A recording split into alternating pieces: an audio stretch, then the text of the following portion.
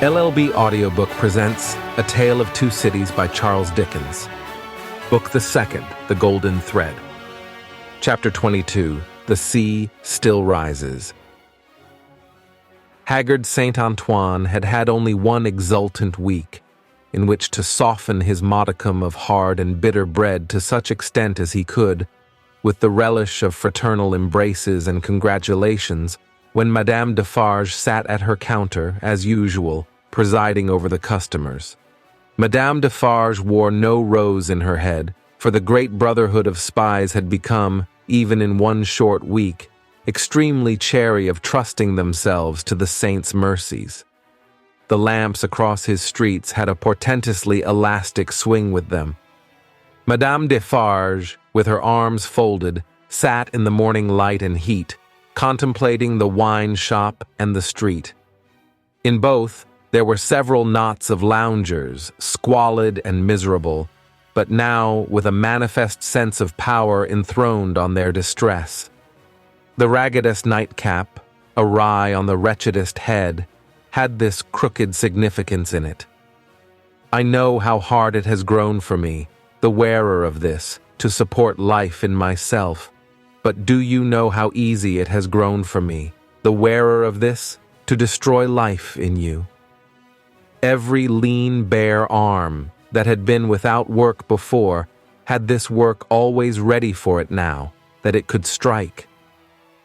The fingers of the knitting women were vicious, with the experience that they could tear.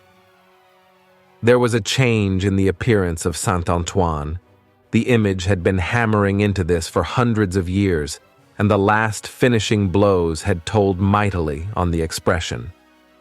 Madame Defarge sat observing it with such suppressed approval as was to be desired in the leader of the Saint Antoine women. One of her sisterhood knitted beside her, the short, rather plump wife of a starved grocer, and the mother of 2 children withal.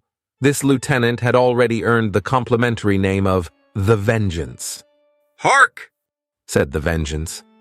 "Listen then, who comes?" As if a train of powder laid from the outermost bound of Saint Antoine Quarter to the wine shop door had been suddenly fired, a fast-spreading murmur came rushing along. "It is Defarge," said Madame. "Silence, patriots." Defarge came in breathless, pulled off a red cap he wore, and looked around him. "Listen, everywhere," said Madame again. "Listen to him." Defarge stood, panting, against a background of eager eyes and open mouths, formed outside the door. All those within the wine shop had sprung to their feet. "Say then, my husband, what is it?" "News from the other world." "How then?" cried Madame contemptuously. "The other world?" Does everybody here recall old Foulon, who told the famished people that they might eat grass, and who died and went to hell? Everybody, from all throats. The news is of him. He is among us. Among us, from the universal throat again. And dead? Not dead. He feared us so much, and with reason, that he caused himself to be represented as dead and had a grand mock funeral. But they have found him alive, hiding in the country, and have brought him in. I have seen him but now, on his way to the Hôtel de Ville, a prisoner. I have said that he had reason to fear us. Say all. Had he reason? Wretched old sinner of more than 60 years, and 10, if he had never known it yet, he would have known it in his heart of hearts, if he could have heard the answering cry. A moment of profound silence followed. Defarge and his wife looked steadfastly at one another. The Vengeance stooped, and the jar of a drum was heard as she moved it at her feet behind the counter. "Patriots!" said Defarge in a determined voice. "Are we ready?" Instantly, Madame Defarge's knife was in her girdle. The drum was beating in the streets, as if it and a drummer had flown together by magic, and the Vengeance, uttering terrific shrieks and flinging her arms about her head like all the 40 Furies at once, was tearing from house to house, rousing the women. The men were terrible, in the bloody-minded anger with which they looked from windows, caught up what arms they had, and came pouring down into the streets. But the women were a sight to chill the boldest. From such household occupations as their bare poverty yielded, from their children, from their aged and their sick crouching on the bare ground famished and naked, they ran out with streaming hair, urging one another and themselves to madness with the wildest cries and actions. Villain Foulon taken, my sister. Old Foulon taken, my mother. Miscreant Foulon taken, my daughter. Then a score of others ran into the midst of these, beating their breasts, tearing their hair, and screaming, Foulon alive. Foulon who told the starving people they might eat grass. Foulon who told my old father that he might eat grass when I had no bread to give him. Foulon who told my baby it might suck grass when these breasts were dry with want. O Mother of God, this Foulon, O Heaven, our suffering, hear me, my dead baby and my withered father. I swear on my knees on these stones to avenge you on Foulon. Husbands and brothers and young men, give us the blood of Foulon. Give us the head of Foulon. Give us the heart of Foulon. Give us the body and soul of Foulon. Rend Foulon to pieces and dig him into the ground, that grass may grow from him. With these cries, numbers of the women, lashed into blind frenzy, whirled about, striking and tearing at their own friends until they dropped into a passionate swoon, and were only saved by the men belonging to them from being trampled underfoot. Nevertheless, not a moment was lost, not a moment. This Foulon was at the Hôtel de Ville and might be loosed. Never, if Saint Antoine knew his own sufferings, insults, and wrongs.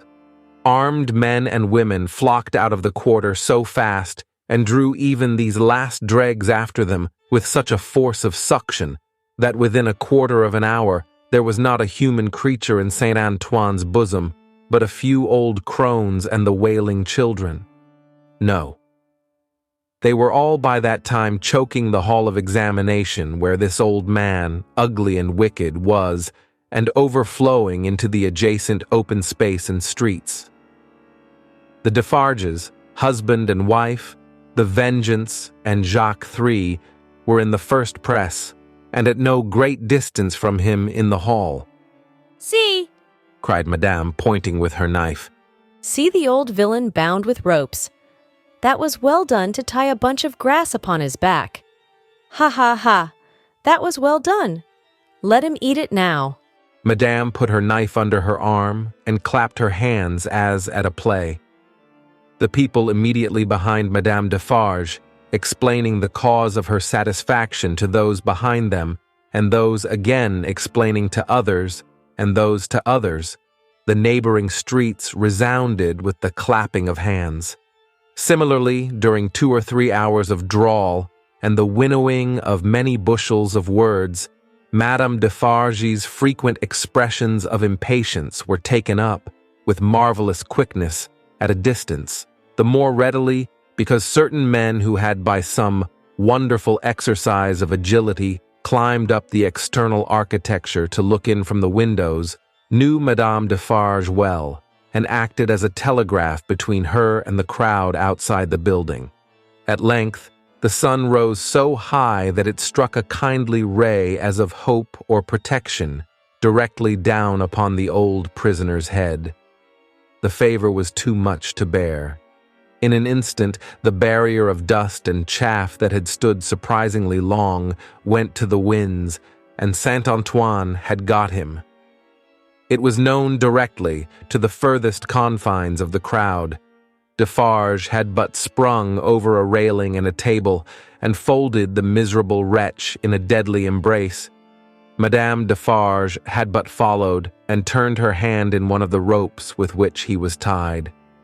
The Vengeance and Jacques III were not yet up with them, and the men at the windows had not yet swooped into the hall like birds of prey from their high perches, when the cry seemed to go up all over the city, "Bring him out! Bring him to the lamp!" Down and up, and head foremost on the steps of the building, now on his knees, now on his feet, now on his back, dragged and struck at, and stifled by the bunches of grass and straw that were thrust into his face by hundreds of hands, torn, bruised, panting, bleeding, yet always entreating and beseeching for mercy. Now full of vehement agony of action, with a small clear space about him as the people drew one another back that they might see. Now a log of dead wood drawn through a forest of legs. He was hauled to the nearest street corner, where one of the fatal lamps swung, and there Madame Defarge let him go, as a cat might have done to a mouse, and silently and composedly looked at him while they made ready and while he besought her, the women passionately screeching at him all the time, and the men sternly calling out to have him killed with grass in his mouth. Once he went aloft, and the rope broke, and they caught him shrieking. Twice he went aloft, and the rope broke, and they caught him shrieking. Then the rope was merciful and held him, and his head was soon upon a pike, with grass enough in the mouth for all Saint Antoine to dance at the sight of. Nor was this the end of the day's bad work, for Saint Antoine so shouted and danced his angry blood up that it boiled again on hearing when the day closed in that the son-in-law of the dispatched, another of the people's enemies and insulters, was coming into Paris under a guard 500 strong, in cavalry alone.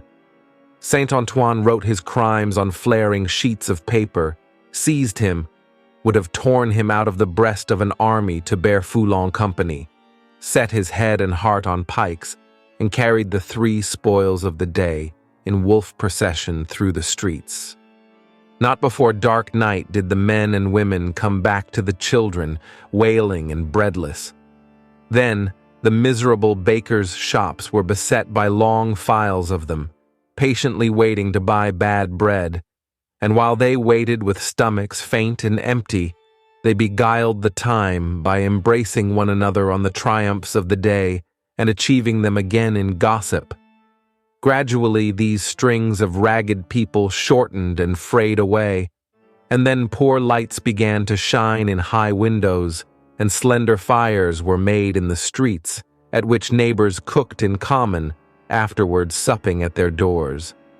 Scanty and insufficient suppers those, and innocent of meat, as of most other sauce to wretched bread.